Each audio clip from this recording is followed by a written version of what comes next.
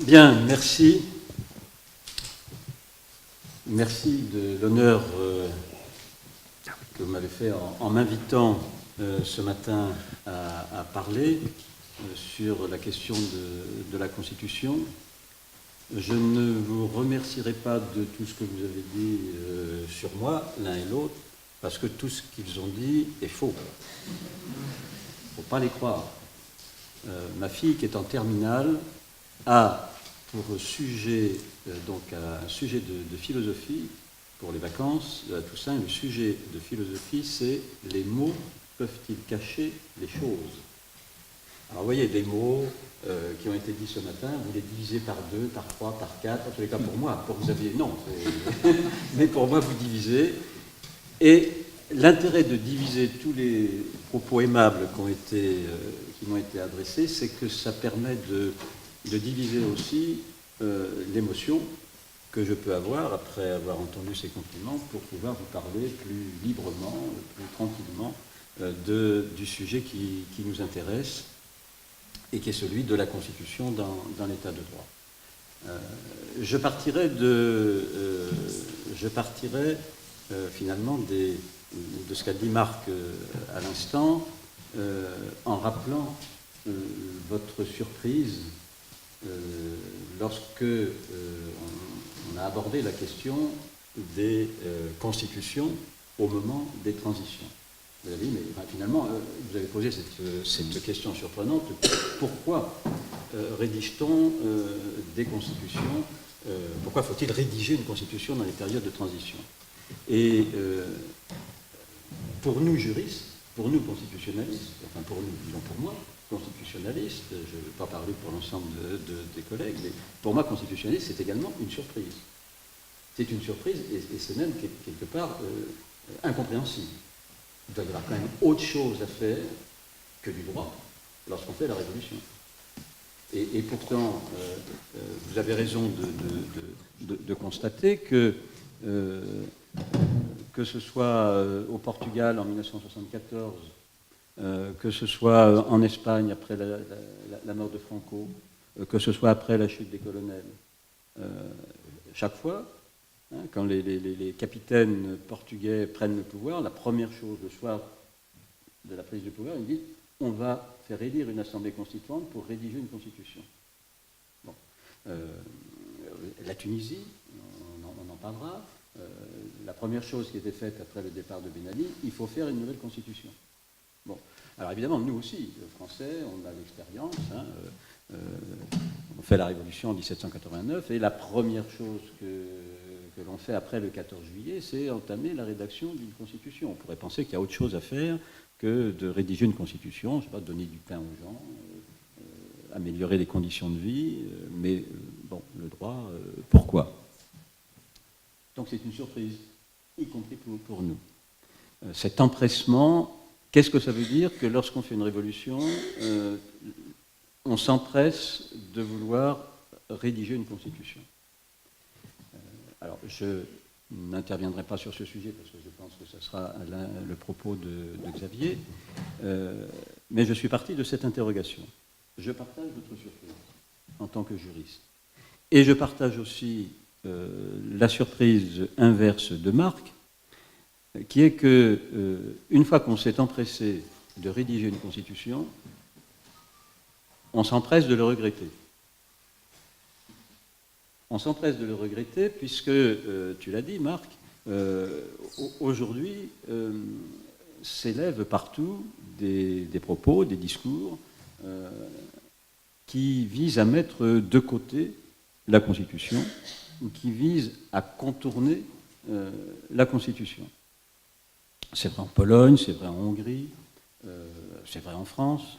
Il y a donc cette double interrogation pour les constitutionnalistes, à la fois un empressement à rédiger une constitution, et puis ensuite un empressement à vouloir la contourner, à vouloir la modifier, à vouloir l'écarter. Pourquoi?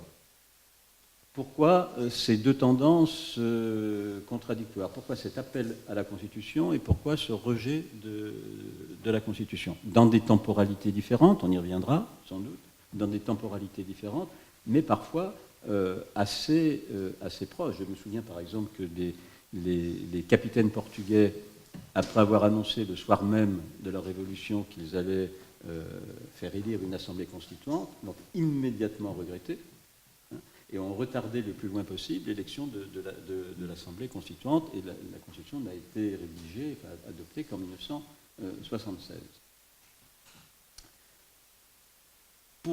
Et c'est donc autour de ces deux tensions contradictoires que je voudrais essayer de réfléchir avec vous ce matin, en posant quand même le cadre épistémologique, pour faire savant, disons le cadre à l'intérieur duquel cette question peut recevoir un début de réponse. Les questions que tu as posées, Marc, sur limiter l'arbitraire, le droit de sécurité, ces questions, à mon avis, ne peuvent se comprendre que si on sort d'un cadre de pensée kelsènien. Je crois que la pensée positiviste, quels que soient les courants et sous-courants de cette pensée, ces questions que Philippe vous avez soulevées, ces questions ne se posent pas. Dans la mesure où, dans la pensée kelsènienne, la Constitution n'est rien d'autre qu'un document qui organise le statut de l'État et qui n'est valide que si elle est en rapport logique avec la norme hypothético-logique qui énonce « il faut obéir à la Constitution ». Pas « il faut obéir à la Constitution à condition qu'elle soit démocratique et qu'elle limite l'arbitraire ». Il faut obéir à la Constitution. Et par conséquent, la question d'une Constitution qui limite l'arbitraire du pouvoir, pas de problème pour les positivistes, la Constitution, qu'elle sépare les pouvoirs, qu'elle organise la confusion des pouvoirs, qu'elle donne des droits ou qu'elle ne donne pas des droits, c'est une question morale, c'est une question philosophique, c'est une question politique, ce n'est pas une question pour les juristes. Donc la question que vous posez, la question qu'on se pose, nous oblige à la pensée, enfin, le présupposé de la pensée de cette question, c'est de sortir du cadre épistémologique fourni par le normativisme. Quelle que soit la forme, d'ailleurs, je pense, disons, le courant réaliste que représente Michel Tropper, dans son caractère absolu, même s'il a nuancé depuis par l'introduction de la théorie des contraintes, la théorie réaliste de l'interprétation ne nous permet pas de penser cette question, puisque pour les réalistes, la Constitution n'est qu'un ensemble de mots sur les papiers, marks on papers. Comme dit Pierre Avril, la Constitution est vide de sens. Ce ne sont que des mots. Et ce n'est pas des normes. Si par conséquent la Constitution n'est qu'un ensemble de mots, évidemment la Constitution ne peut pas être cette limitation qui, etc. Par conséquent,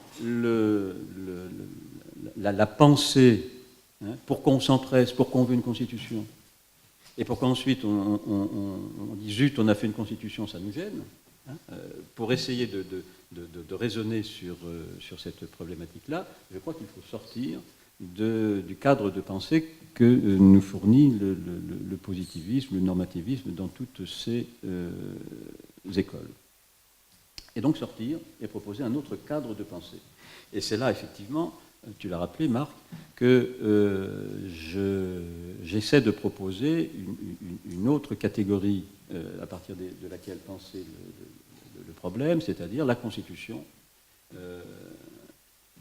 Alors, la référence n'est pas Kelsen, mais c'est plutôt Cassirer, c'est-à-dire la forme symbolique, voire la force magique, j'y reviendrai, qu'a la Constitution. La Constitution étant pour moi ce que tu as rappelé, donc la forme moderne du récit par lequel une société raconte, et surtout se raconte, son histoire, qui va la fonder en tant que société. Je crois que toute société a besoin de totems, et que la Constitution est la forme moderne, en quelque sorte, d'un totem qui permet de faire advenir la société. Et je pourrais, notamment dans le cours de mon développement, réinterroger la question en parlant peut-être moins ou autant d'état de droit que de société de droit. J'y reviendrai.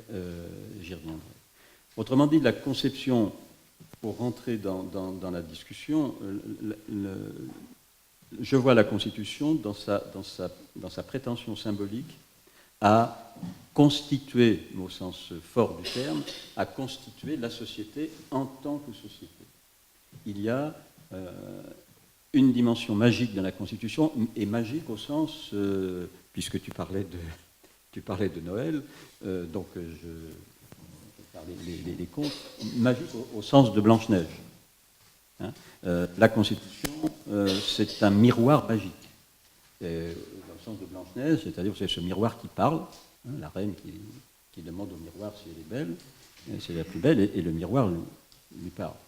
Et ce qui n'existe pas. Enfin, et la Constitution est précisément ce miroir magique qui dit à la société ce qu'elle est. Et cette magie opère, à mon avis, dans deux directions, et c'est ces deux points que je voudrais soumettre à votre réflexion, en prenant pour appui donc, le titre de du séminaire. Oui, la Constitution est nécessaire. Elle est nécessaire d'abord parce qu'elle construit la figure du peuple. Ça sera mon premier point.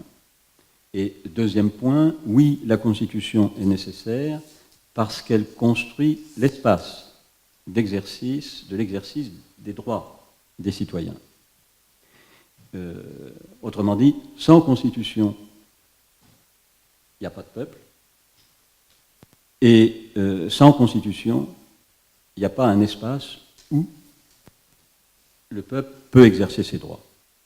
Et c'est en ce sens que je considère que la Constitution est un acte nécessaire. Alors, sur le premier point, la Constitution est nécessaire parce qu'elle construit la figure du peuple, la figure du citoyen.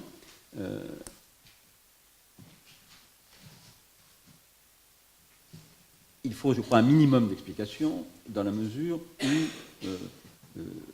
je reconnais que le propos peut surprendre, puisque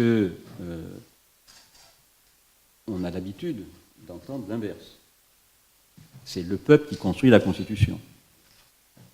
Donc, affirmer que c'est la Constitution qui construit la figure du peuple, soit j'ai trop bu hier soir lors du dîner qui nous a été offert, et donc j'ai pu tous les esprits, soit il faut véritablement que je vous propose une argumentation qui réussisse, sinon à me convaincre, en tous les cas, à susciter chez vous des interrogations.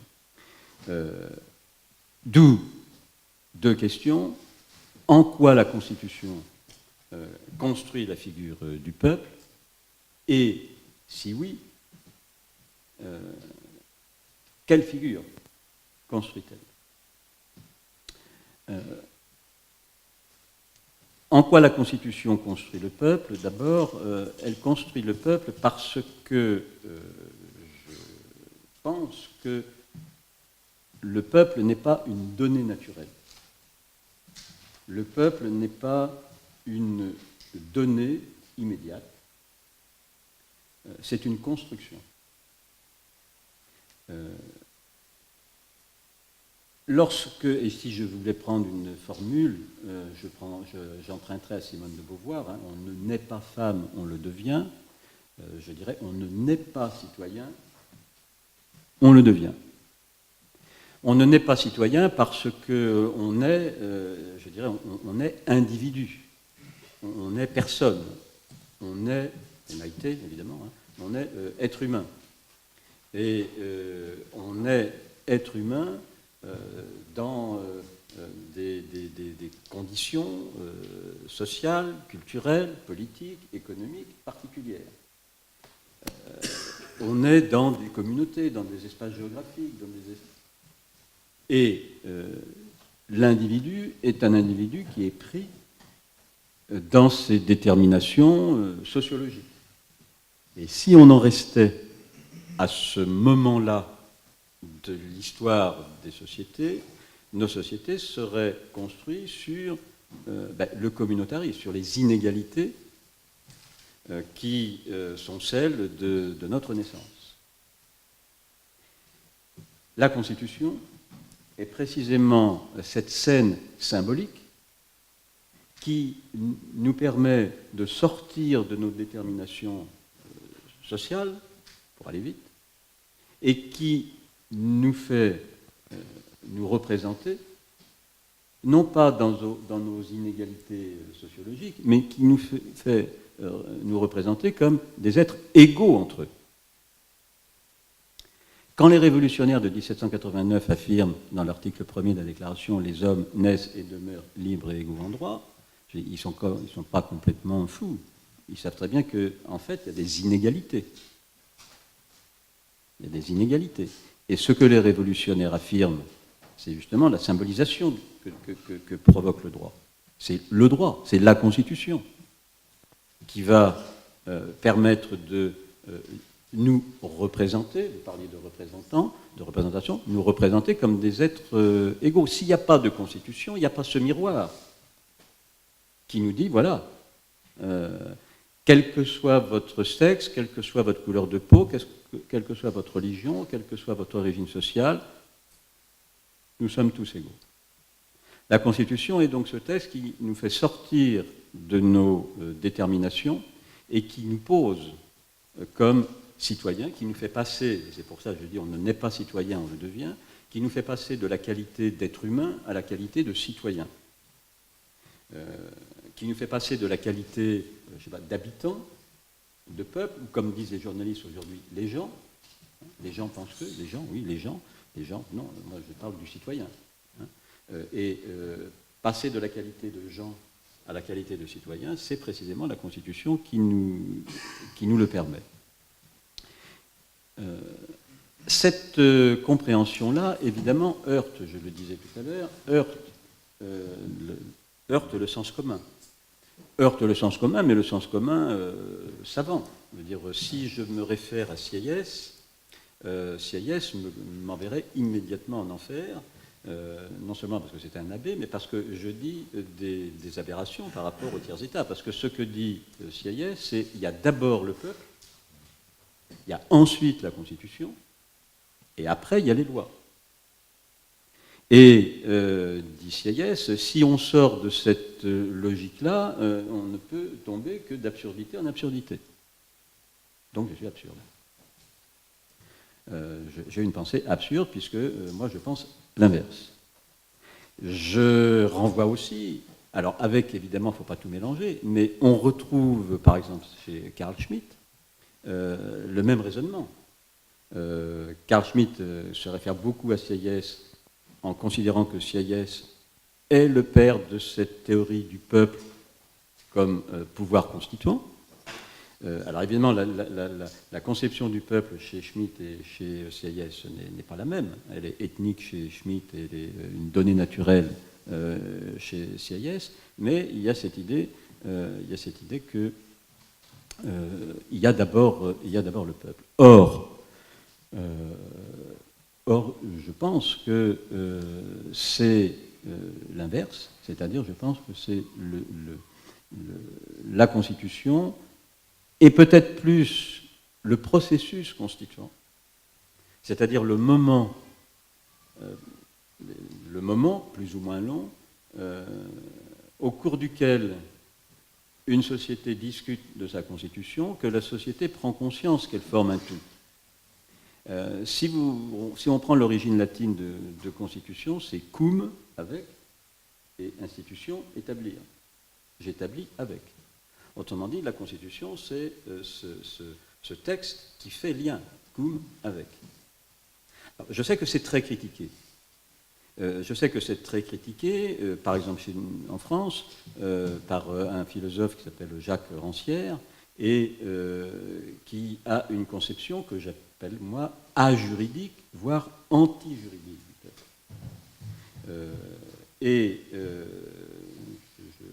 J'entends cet argument-là, mais en tant que juriste, alors peut-être parce que je suis juriste, Montaigne disait qu'il faut toujours se méfier de son arrière-boutique, donc je m'en méfie évidemment, mais je pose et je vous pose la question, si le peuple est une construction, la question est de savoir quel est l'outil, quel est l'instrument qui construit le peuple. Et si ce n'est pas la Constitution, ce que disait Cicéron, dans la République, Cicéron dit comment passe-t-on de la multitude au peuple, de la foule au peuple, par un accord sur le droit, dit Cicéron, par un accord sur le droit. Si le peuple est une construction, et non pas une donnée, ethnique, etc., quel est l'instrument de cette construction, si ce n'est pas le droit, si ce n'est pas la Constitution? La religion, le peuple juif, le peuple musulman, le peuple catholique, le peuple protestant, le sang, la couleur de peau, le peuple noir, le peuple blanc, le peuple jaune, la sociologie, le peuple ouvrier, le peuple étudiant, le peuple paysan. Il faut un totem, il faut le cum, il faut le avec. Ce qui fait pas un peuple, ce n'est pas simplement une association d'individus, c'est une association politique d'individus. Et précisément, je crois que, alors dans la perspective humaniste, dans la perspective démocratique, osons le mot, je pense que l'instrument constitution est, par rapport à l'instrument religion, par rapport à l'instrument race, par rapport à l'instrument classe sociale, la constitution est ce texte qui permet de construire une figure la plus universelle ou universalisante, pour parler comme Habermas, du citoyen. Et c'est en ce sens que je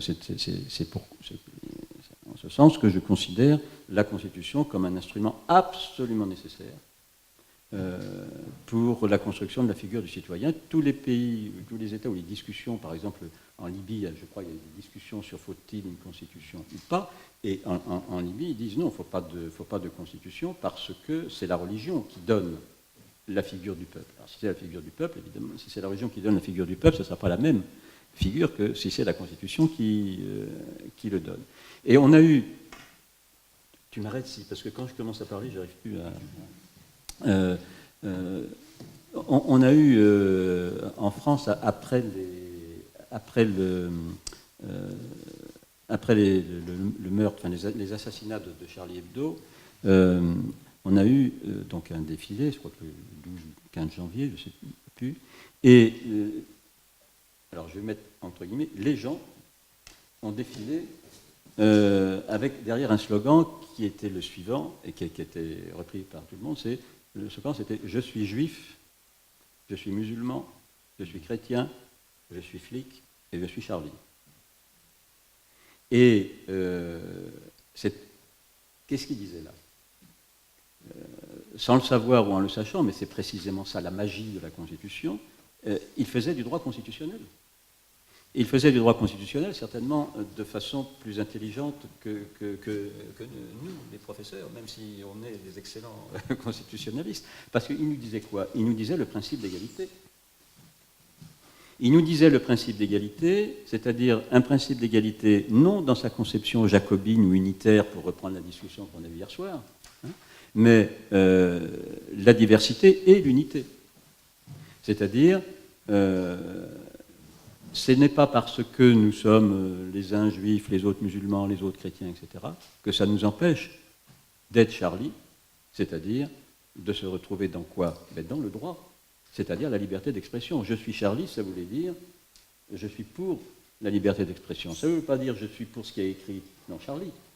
Ça voulait dire je suis pour la liberté d'expression et quelle que soit ma diversité, je me retrouve sur le texte constitutionnel. C'est le texte constitutionnel qui me fait peuple. Et vous aurez observé que ceux qui disaient « je ne suis pas Charlie », qu'on a beaucoup critiqué, c'est précisément des gens qui, n'ayant pas accès aux droits, ne peuvent pas se reconnaître comme citoyens. Ce sont des gens qui n'ont pas le droit d'accès, qui n'ont pas le droit d'accès à l'éducation, le droit à la santé. Ce sont des sans-droits. J'ose pas dire des sans-dents, hein, mais ce sont des sans-droits. Et évidemment, étant des sans-droits, ils ne pouvaient pas se considérer comme étant le peuple, si le peuple se construit par le droit.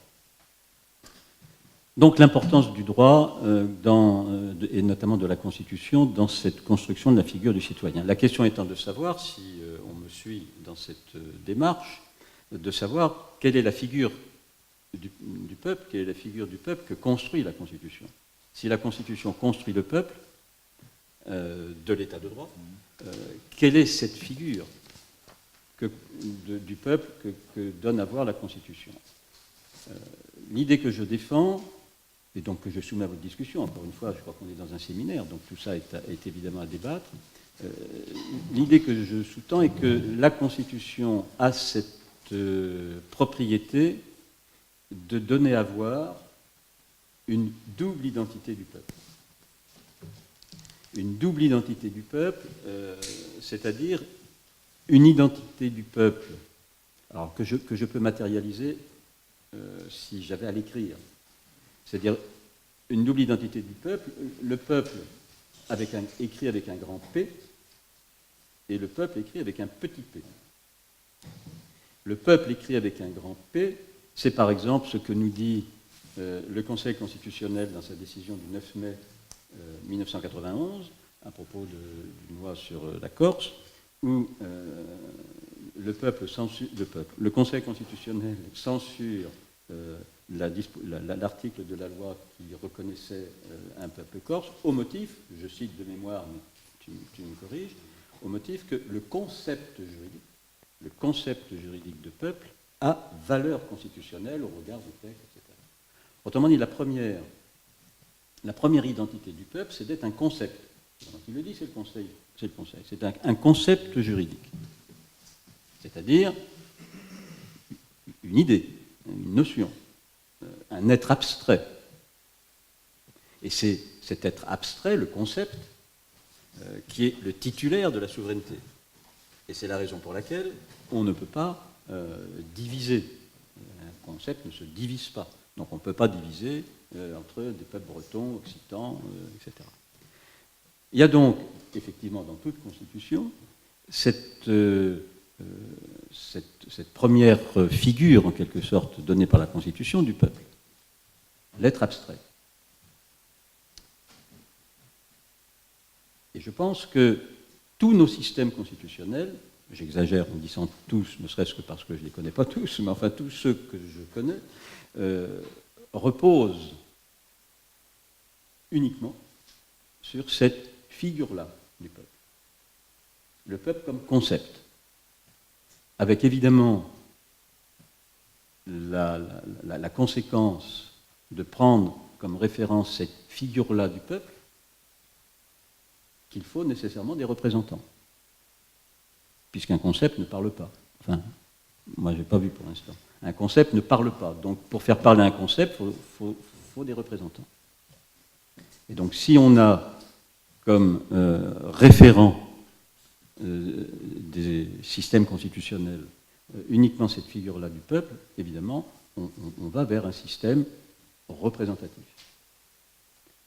Sauf que, dans la Constitution, et là, encore une fois, j'essaie de rester dans ma discipline, quand on lit la Constitution, on voit que la Constitution parle aussi du peuple avec un petit p. Du peuple, lorsqu'on dit, je ne sais pas, un cinéma populaire, un quartier populaire, un bistrot populaire. Quand on dit un bistrot populaire, on ne dit pas que c'est le concept qui va prendre un pot. Hein. Quand on dit un cinéma populaire, ce n'est pas le concept qui va voir le film. Populaire, ça veut dire les citoyens concrets. ce que la Constitution de 1793 appelait l'universalité des citoyens. Il y a donc dans la Constitution non seulement cette figure abstraite, l'être abstrait, le peuple,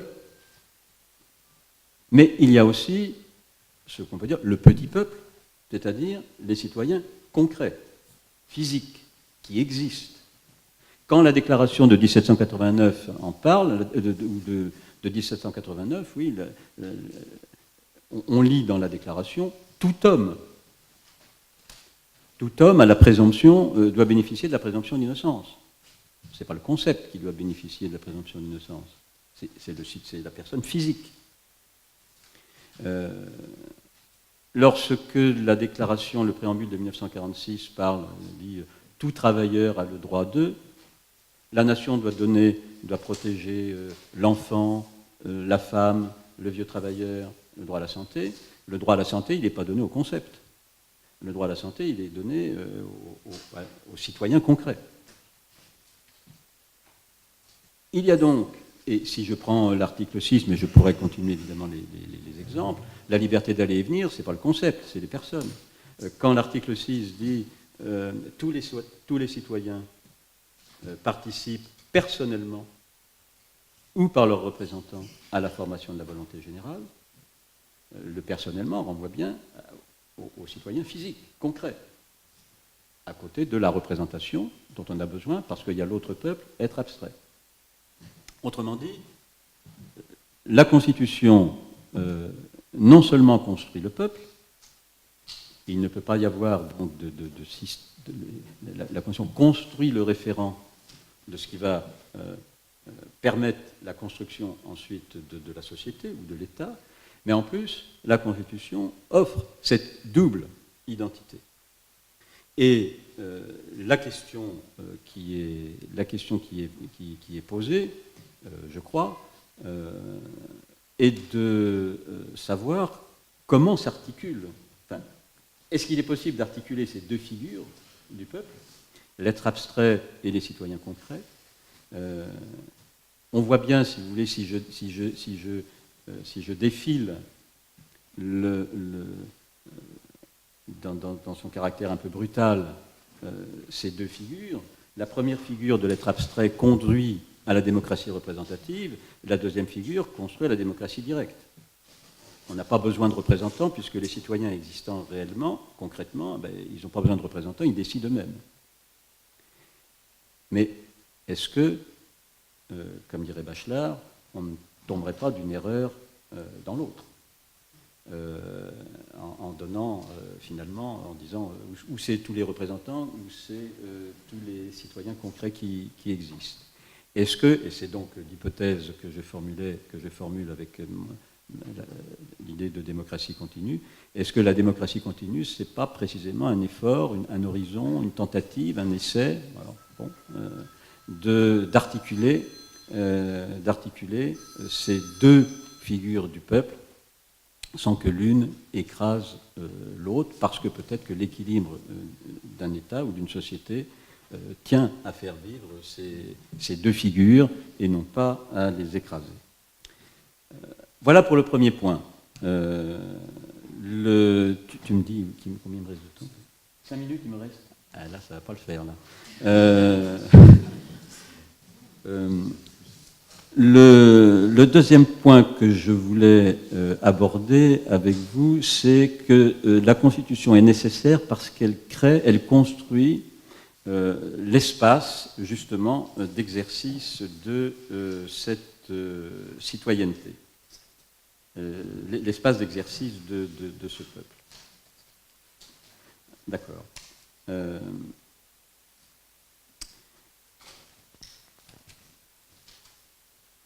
Et construit l'espace. Alors, là aussi, 2 points dans cette deuxième direction. Pourquoi ou quel espace la Constitution construit? Quel est cet espace que la Constitution construirait? Puisque j'ouvre le débat, donc il ne faut pas que je dise qu'elle construit. Quel est l'espace que la Constitution construirait? Et en quoi cet espace est le lieu de formation de la volonté générale. Alors, sur le premier point, donc, vous m'excuserez d'être un peu rapide, et on reviendra éventuellement dans la discussion. En quoi, d'abord, la Constitution crée cet espace. Dans le texte constitutionnel, je ne parle pas d'un texte constitutionnel en particulier, hein, mais le texte même, le principe même de la Constitution fait que se dessine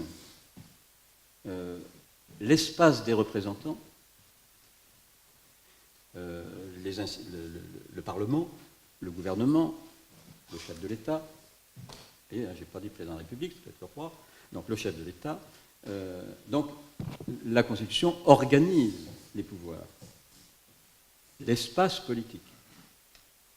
Mais la Constitution au moins dessine en pointillé un autre espace, qui est l'espace des citoyens. Ce que j'appelle, enfin, avec d'autres, hein, je ne suis pas le seul, ce que j'appelle l'espace public. Lorsque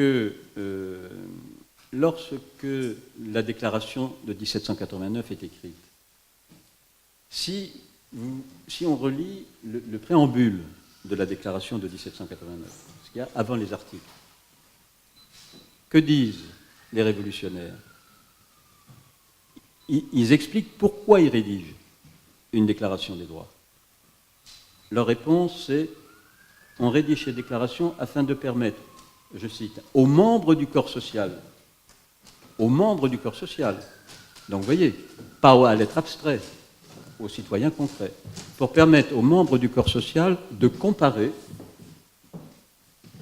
l'action des représentants avec le texte de la Constitution. On écrit, disent les révolutionnaires, afin de permettre aux membres du corps social, là encore ce n'est pas mon vocabulaire, de réclamer, hein, la réclamation, de réclamer contre les représentants, afin de réclamer sur des principes simples, et de réclamer pour le maintien de la Constitution. Autrement dit, le texte constitutionnel dessine un espace propre qui est ce que j'appelle, dans le bouquin que vous avez cité, ce que j'appelle ma conception de la représentation écart. La représentation, si vous voulez, c'est un peu, puisque vous me tendiez la perche, donc quelques mots. La représentation, c'est un principe tragique, au sens de Nietzsche. C'est-à-dire, c'est un principe tragique en ce sens que sans représentation, il n'y a pas de peuple, puisque le peuple n'existe que symboliquement représenté. Mais la représentation risque de tuer l'exercice par les citoyens concrets de leurs droits. Et si vous regardez l'histoire constitutionnelle, la représentation qui a été à l'œuvre jusqu'à présent est ce que j'appelle une représentation fusion. C'est-à-dire tout le travail politique a jusqu'à présent consisté à dire effectivement il y a les deux espaces.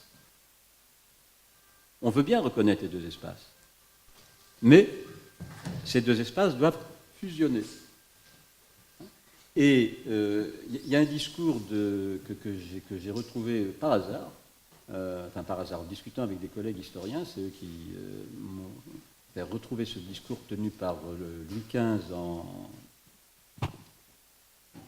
1765 ou 66, lorsque le Parlement de Paris a refusé d'enregistrer une ordonnance de Louis XV. Vous savez qu'à l'époque, pour surmonter le veto, le refus d'enregistrement des parlements, le roi devait se déplacer pour tenir un lit de justice, et là, les parlementaires étaient obligés. Et donc, Louis XV se déplace au Parlement de Paris, et il tient un discours, il dispute les magistrats en disant, bon, vous ne vous rendez pas compte, vous voulez vous refusez d'enregistrer parce que vous considérez qu'entre les intérêts de la nation et les intérêts du roi, il y a un écart, il y a une différence. Or, dit-il, les intérêts du roi et les intérêts de la nation sont réunis dans le corps du roi. Donc la fusion, on dit oui, ok, il y a peut-être les intérêts de la nation, mais c'est réuni, c'est fusionné. Et les révolutionnaires de 1789 vont casser la fusion intérêt de la nation-roi, mais vont immédiatement la reconstituer en disant bon, la nation c'est nous. On ne se rend pas compte aujourd'hui que le véritable acte révolutionnaire, c'est pas d'avoir coupé la tête au roi, c'est d'avoir posé le principe représentatif. Sans avoir posé le principe représentatif, il n'y avait pas de révolution possible, puisque les cahiers de doléances ne demandaient pas qu'on coupe la tête au roi ou qu'on rédige une constitution. Donc c'est parce que les révolutionnaires se sont libérés du mandat donné par les cahiers de doléances qu'ils ont pu dire « nous sommes la nation ». Et Sieyès disant la nation, le peuple, ne peut agir, vouloir et penser que par les représentants, en précisant bien que la France n'était pas une démocratie, mais un régime représentatif. Or, je pense que, là encore, l'idée est que... alors, vous voyez, on peut aussi dire, bon, la représentation ne peut être que représentation-fusion. Donc, balançons la représentation et passons à la démocratie directe. Je n'ai pas le temps, je dirais pourquoi je n'y suis pas favorable. En revanche, il y a une représentation écart. La représentation écart qui consiste à reconnaître l'autonomie institutionnelle des deux espaces, et notamment le fait d'avoir pour l'espace des citoyens des instruments permettant de réclamer, et parmi ces instruments permettant de réclamer contre, il y a évidemment le juge constitutionnel. Alors, je ne discute pas de la forme, de la composition, mais je rappelle que dans le projet de constitution de Condorcet de 1793, Condorcet proposait déjà un contrôle de constitutionnalité conçu comme l'instrument permettant aux citoyens de réclamer contre le juge constitutionnel comme l'instrument de l'espace des citoyens contre l'espace des représentants, justement pour éviter la fusion. Et c'est cette thèse que je défends, que le juge constitutionnel n'est pas un souverain, contrairement à la thèse de Michel Tropper, mais la thèse que je soutiens, c'est que le Conseil constitutionnel donne à voir ce qu'il ne faudrait pas voir. Le Conseil constitutionnel donne à voir la représentation, donne à voir la représentation, c'est toutes les décisions du Conseil constitutionnel commencent par « vu la Constitution ». Donc, le Conseil dit « vu la Constitution ». Vous voyez, vous, députés, vous n'êtes pas les souverains. Il y a la Constitution et il y a la loi. Donc, le Conseil met en scène, rend visible ce que les parlementaires ne voudraient pas voir, c'est-à-dire que peut-être que leur volonté ne correspond pas à la volonté de la Constitution. Enfin, ce qu'il y a dans la Constitution exprimant la volonté du peuple, corps abstrait. Donc, et ce n'est pas un hasard si, dans les pays dont je parlais tout à l'heure, on remet en cause et on critique les juges constitutionnels, parce que précisément, les juges constitutionnels sont ceux qui font vivre cet écart et qui empêchent la représentation de fusionner. Je vous rappelle que dans tous les pays dont on parle, ce n'est pas le suffrage universel que l'on remet en cause, c'est les juges constitutionnels et le droit.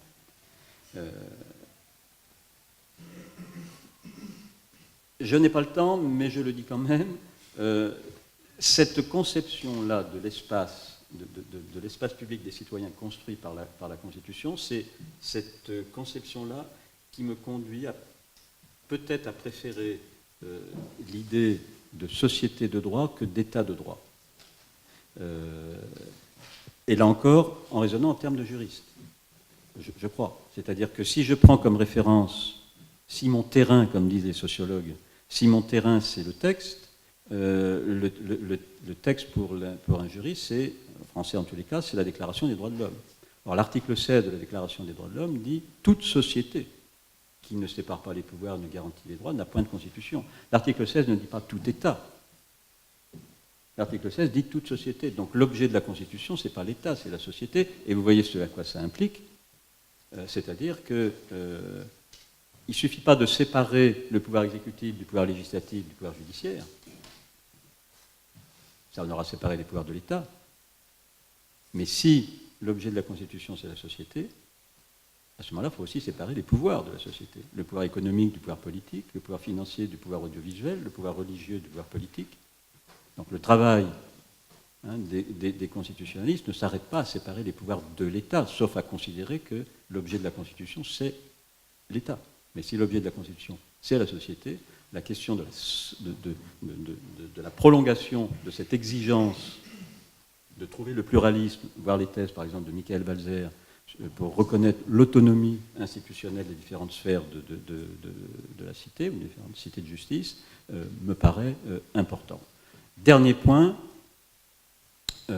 si la Constitution crée cet espace, dernier point, comment se réalise cet exercice de la citoyenneté?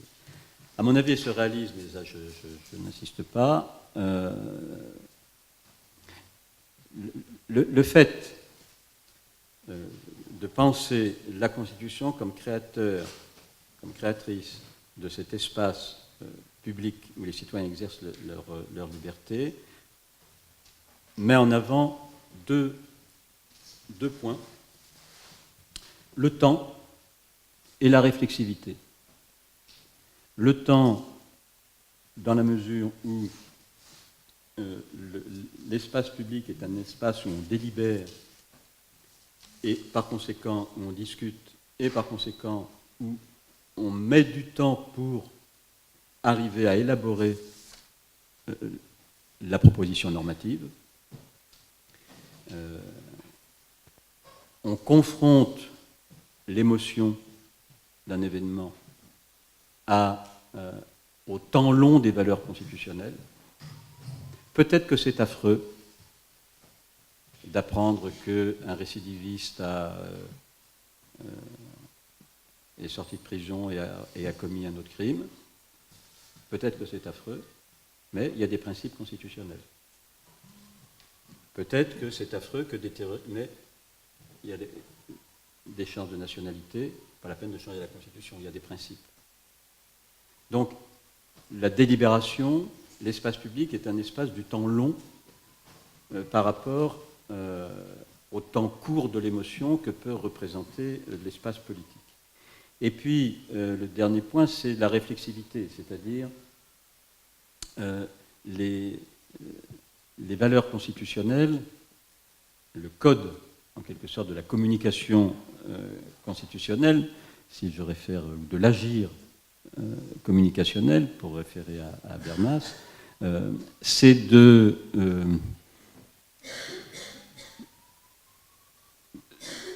permettre à l'espace public de se servir de la Constitution, je dis bien de la Constitution, pour faire une critique de la positivité sociale. C'est-à-dire ne pas chercher ailleurs que dans la Constitution les fondements d'une critique de ce qui est posé. Tout simplement parce que ce qui est posé, ce que dit Paul Ricoeur, est davantage devant nous que derrière nous. Le principe d'égalité, tous les hommes naissent et demeurent libres et égaux, la liberté d'aller et venir, la liberté d'expression, ce ne sont pas des principes qui sont dans le musée. Ce sont des principes qui sont devant nous, tellement la misère du monde nous montre qu'il y a encore des inégalités, des injustices, etc. Et donc, c'est, pour le dire vite, c'est pas la peine d'aller chercher chez Mao Tse-tung, Che Guevara ou Trotsky de quoi critiquer la positivité, c'est en se référant au code constitutionnel, à ce que la Constitution nous fournit, que l'on peut faire acte de critique sur notre société.